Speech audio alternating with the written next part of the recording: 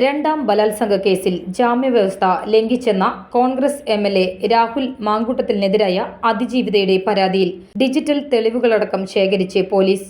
അതിജീവിതയുടെ ഫോണിലേക്ക് വന്ന കോളിന്റെ ഉറവിടം സംബന്ധിച്ച് ശാസ്ത്രീയ പരിശോധനകൾ പുരോഗമിക്കുകയാണ്. കോൾ വിവരങ്ങളും ടവർ ലൊക്കേഷനും ഉൾപ്പെടെയുള്ള നിർണായക വിവരങ്ങൾ അന്വേഷണ സംഘത്തിന് ലഭിച്ചു. ജാമ്യവ്യവസ്ഥയുടെ ഇത്തരം ലംഘനങ്ങളെ കോടതികൾ ഗൗരവത്തോടെയാണ് കാണുന്നത്. കേസ് പരിഗണിക്കുമ്പോൾ ഫോൺ കോൾ അബദ്ധത്തിൽ സംഭവിച്ചതാണെന്നോ സാങ്കേതിക തകരാറാണെന്നോ പറയാനാണ് പ്രതിഭാഗം ശ്രമിക്കുക. എന്നാൽ രഹസ്യമൊഴി നൽകിയതിന്റെ തൊട്ടടുത്ത ദിവസം തന്നെയാണ് മാങ്കൂട്ടത്തിൽ അതിജീവിതയെ ബന്ധപ്പെട്ടത്. ആ കോൾ വന്നത് തന്നിൽ കടുത്ത മാനസിക സംഘർഷവും ഭയവും ഉണ്ടാക്കിയെന്നും അതിജീവിത പരാതിയിൽ പറഞ്ഞിരുന്നു. ജാമ്യം റദ്ദാക്കപ്പെട്ടാൽ രാഹുലിന് വീണ്ടും ജയിലിലേക്ക് മടങ്ങേണ്ടി വരും. അന്വേഷണം കൂടുതൽ സുതാര്യമാക്കാനും ആവശ്യമെങ്കിൽ പ്രതിയെ വീണ്ടും കസ്റ്റഡിയിൽ വാങ്ങി ചോദ്യം ചെയ്യാനും ഇത് പോലീസിന് അവസരമൊരുക്കും.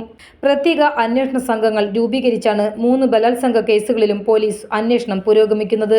മറ്റ് 2 കേസുകളിലും പരാതിക്കാരെ സ്വാധീനിക്കാൻ രാഹുൽ ശ്രമം നടത്തിയെന്നും പോലീസ് പരിശോധിക്കുന്നുണ്ട്.